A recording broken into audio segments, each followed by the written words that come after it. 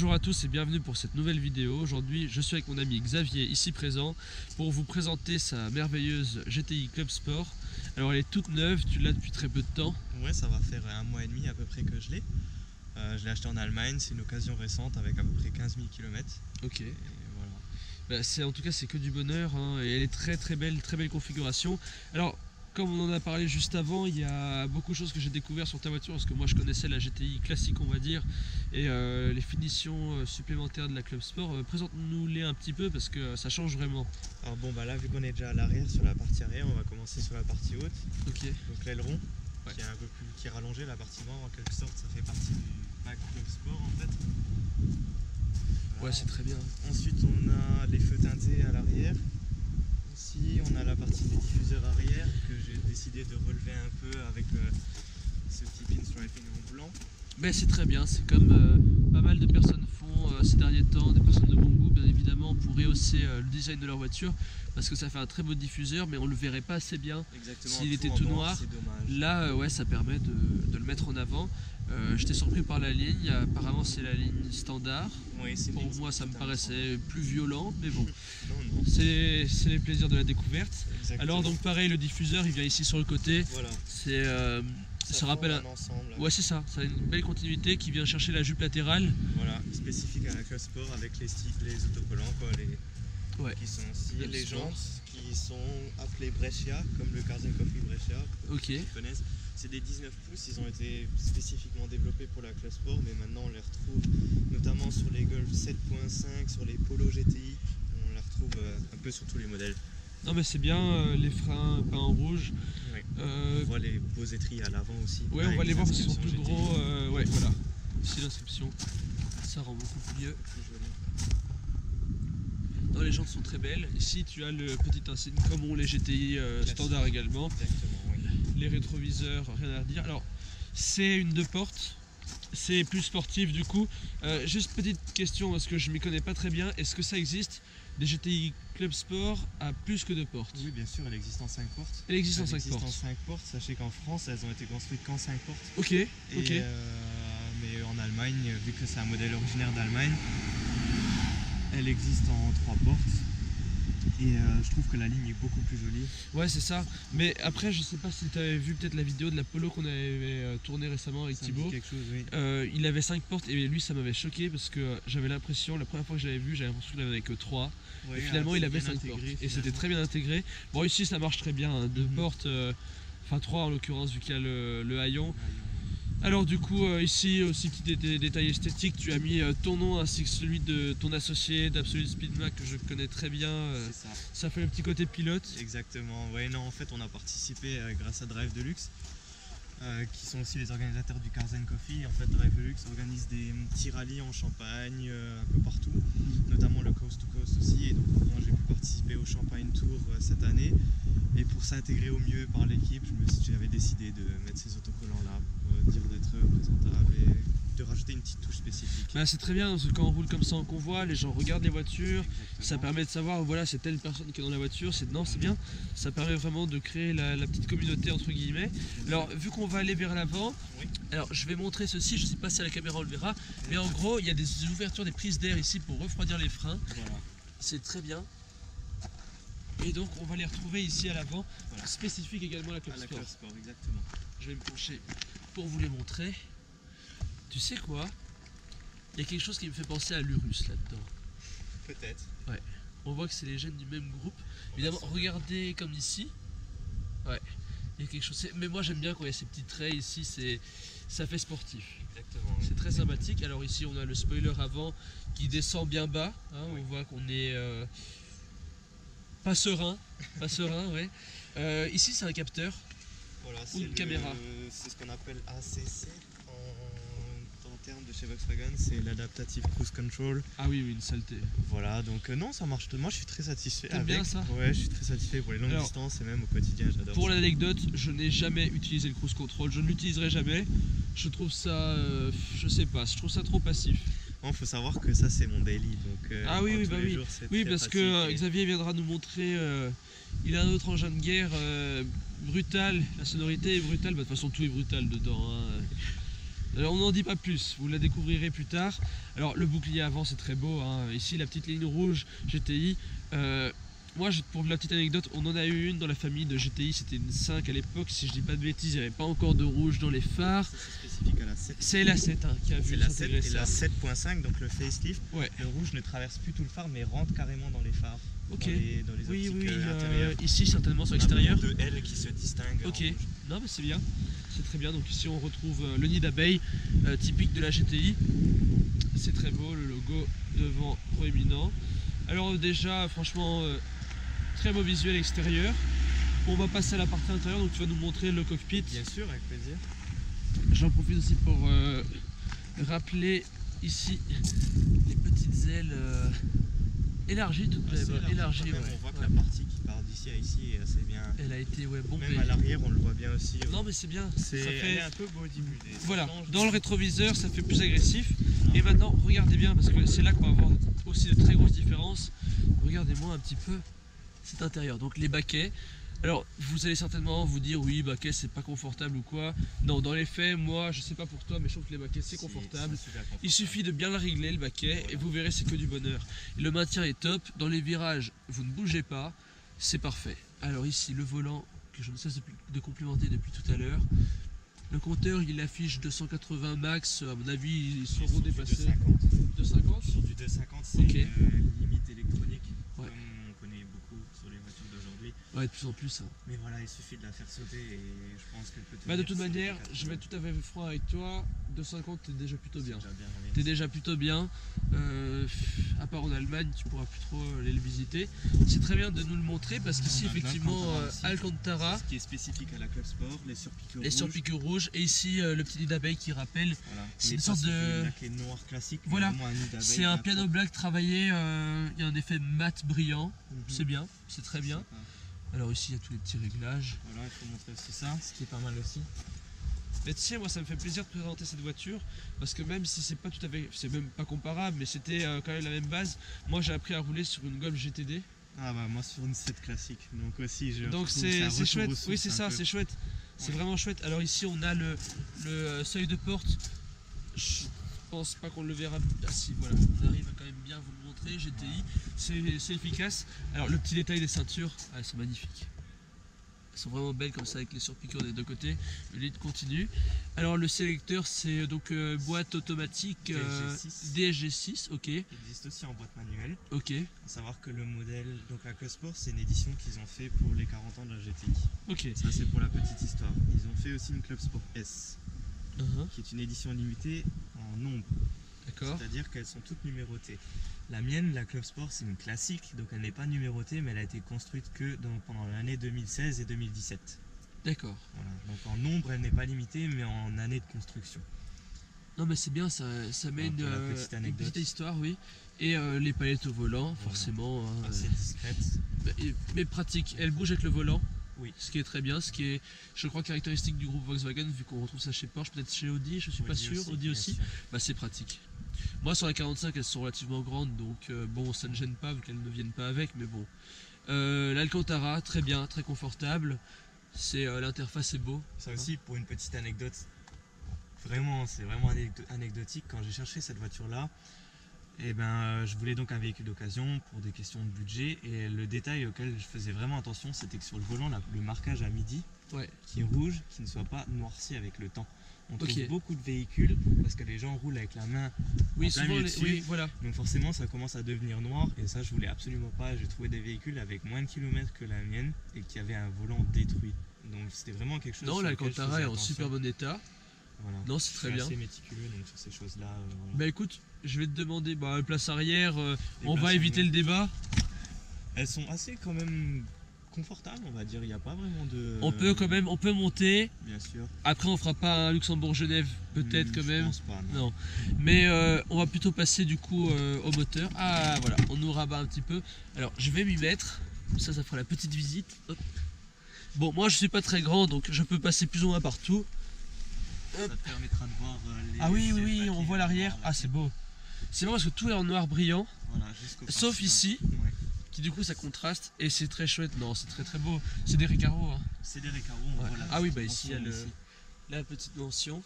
Alors ici c'est très pratique, hein, Volkswagen. Moi j'aime bien parce que tu sais elle est encore elle est pas trop digitalisée et j'aime bien ça. Non, les compteurs classiques. C'est ce que je regrette aux nouvelles Porsche, c'est que on voit apparaître maintenant une planche de bord totalement électronique. Voilà. Ce que je trouve dommage parce que j'aimais bien un peu tous ces boutons, les boutons. Ouais. Oui voilà, que je t'avais dit que dans le nouveau c'était ça qui était bien que ça restait. Bah finalement on n'est pas trop mal à l'arrière. Hein. Écoute, rabat le siège. Bah voilà, bah si bon. tu le mets en position comme moi je conduirais, on serait à peu près. Bah je suis forcé d'admettre que du coup si on peut faire Luxembourg-Genève, allez c'est parti. Non bon bah, c'est franchement très bien. Écoute, présente-nous le coffre hein, et puis. Alors, hop, petite sortie. Donc on va voir le coffre et puis ensuite on va vous montrer l'engin parce qu'il faut le voir l'engin. Bon, je m'excuse, la plupart du bazar c'est moi qui l'a dit. Hein, ne jugeons pas. Voilà. Alors une petite veste Cars & Coffee. Exactement, bah voilà, j'ai l'honneur d'être membre du Cars & Coffee aussi, donc de pouvoir aider Tom pour l'organisation des événements. Aussi bien le Champagne Tour, des choses comme ça, on l'aide, on fait les photos, les vidéos, on assiste les gens quand ils arrivent à l'entrée. Donc voilà, donc surtout n'hésitez pas à venir au Cars & Coffee le 7 octobre. Voilà. Ok, bah écoute, franchement c'est très bien, mais déjà tu t'étais occupé du dernier barbecue. Exactement, on m'avait prêté ma flotte. Oh c'est bien. C'est très bien. Le coffre, il y a moyen de voyager. Il y a moyen de voyager, surtout que c'est un plancher... Et en dessous, il y a encore de la place? Non, mais c'est un plancher à deux niveaux. Ok. Donc on peut le redescendre encore plus. Donc ça, c'est vraiment bien. Super intéressant. Non, il y a un bon gabarit. Les sièges rabattables. Enfin, sièges rabattables. Moi, je pars du principe que pour un daily, puis t'es jeune, dans un budget de 35 000 €, on trouve pas mieux. C'est mon avis personnel, c'est pour ça que je roule avec ça. Non, je veux bien y croire. Voilà. Je veux bien croire. Écoute, si tu veux, tu peux nous montrer maintenant l'engin.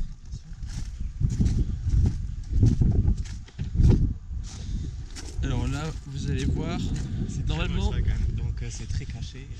Très caché, mais c'est quand même beau. Voilà, ici on a le bloc. Je vais passer comme ceci pour vous le montrer. Donc c'est propre, il n'y a pas grand chose à redire là-dessus, c'est très fiable. Bien sûr.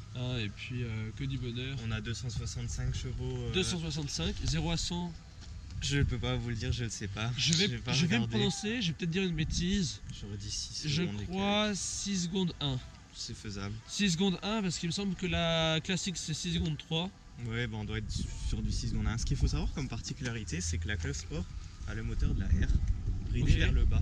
Ok. Donc c'est pour ça que quand on voit chez Shiftech ou chez BR Performance qu'il y a une grosse marge, au niveau du stage 1, c'est tout à fait normal, c'est le moteur de la R qui est bridé vers le bas. Donc un petit stage 1 chez BR Performance ce qui joue aussi, dans l'idée actuellement. Ce qui joue aussi du coup sur la sonorité qui explique. Bah écoute, en parlant de sonorité, tu vas nous la démarrer puis on partira faire un petit tour. Avec plaisir.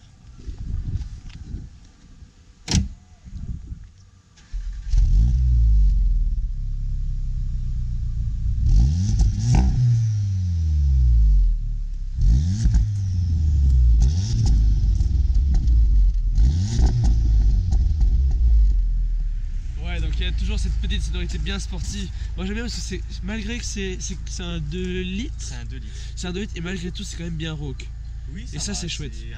Ça c'est très chouette. Cool, je vais monter à côté de toi, on va partir faire une petite balade pour que je puisse profiter aussi. Allez en route.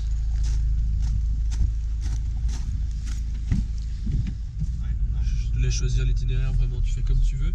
Si ça te dérange pas, je peux couper la rotation. Elle est coupée. C'est parfait. Ouais, parce que voilà, en fait, vous nous dites souvent que la vidéo, le bruit est fuyant ou quoi. Ben, vous nous direz si aujourd'hui c'est mieux. Malheureusement, vous voyez ici, c'est le Moscou-Belleval. C'est terrible le vent qu'il y a. Mais sinon, à l'intérieur, on a coupé les ventilations. Comme ça, vous n'aurez pas ce bruit qu'il y a souvent de vent en fait quand on est à l'intérieur du véhicule. Franchement, c'est. Oh, le petit bruit est beau. Là, je suis dégoûté d'avoir parlé pendant parce que moi, j'adore quand il y a ce petit passage. On ouvre le toit, ça y est, les amis, je me tais.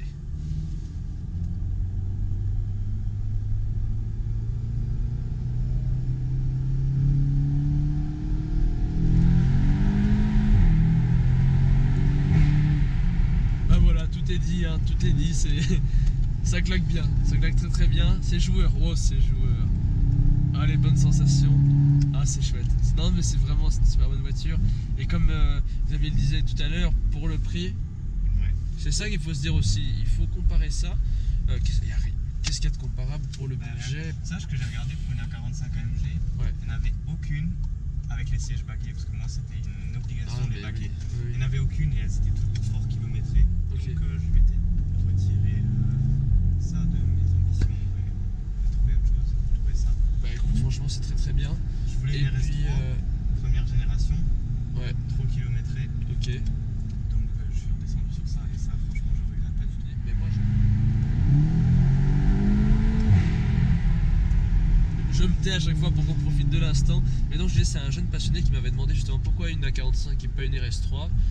Pour moi c'est avant tout pour le look. D'accord. Franchement c'est avant tout pour le look. C'est ce que j'avais Cru comprendre, ouais. Parce que pour moi la 45 tu peux vraiment faire quelque chose de très méchant. Bien sûr. Une RS3, j'adore la RS3, hein, que personne ne se méprenne là-dessus. Niveau puissance, de toute façon, c'est comparable. Même la nouvelle est plus puissante que la 45 actuelle. Niveau bruit, j'ai préféré le bruit de la 45, c'est une question de goût par contre, parce qu'il y en a certains qui vont préférer le bruit du 5 cylindres, d'autres. Oui. Moi perso, je préfère le 5 cylindres aussi. Mais voilà, après, c'est les goûts. Mais oui, c'est les goûts et les couleurs.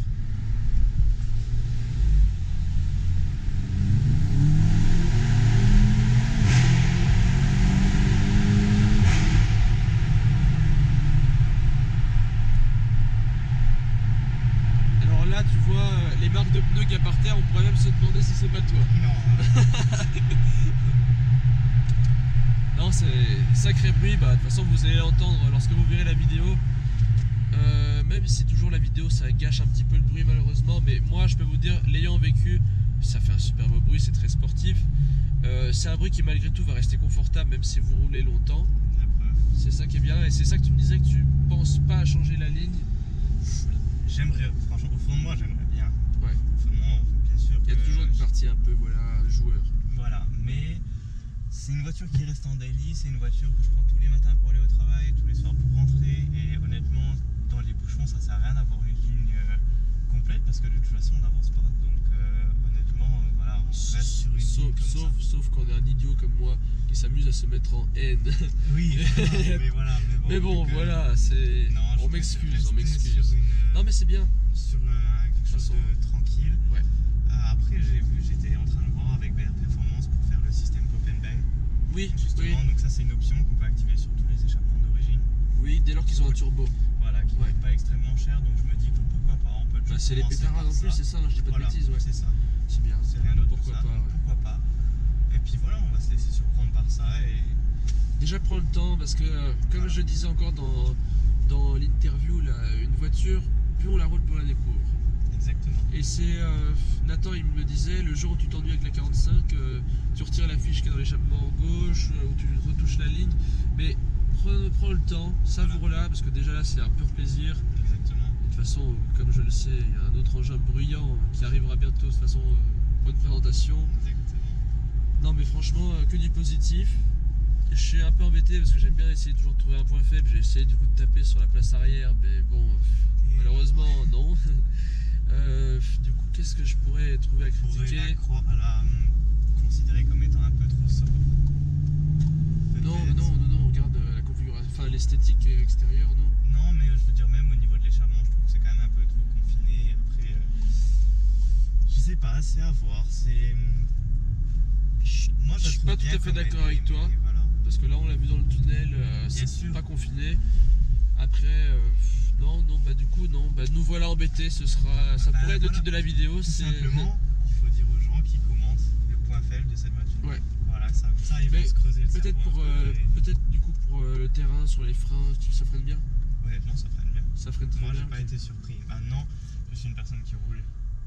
Calmement. Même si on ne l'a pas vu dans la vidéo, je roule quand même assez calme. Ouais. J'ai pas tendance à chercher des limites sur la route ouverte. Voilà, après, comme je dis, sur des routes comme on est là actuellement, où il y a personne qui peut venir en face, on est tout seul, peut-être que là on peut se permettre une accélération de 2. Oui, voilà. Oui, parce qu'il n'y a personne. Il y a personne qui va dans la limite du possible, qui va nous venir en contresens, etc. Donc oui, pourquoi pas, si là tu veux revoir les gens, on peut s'arrêter là, en faire une vite fait là pour monter, il n'y a pas de problème. Pourquoi pas, hein, ça ne coûte rien en respectant toujours le code de la route bien entendu. Je vais filmer l'écran comme ça tu vas voir.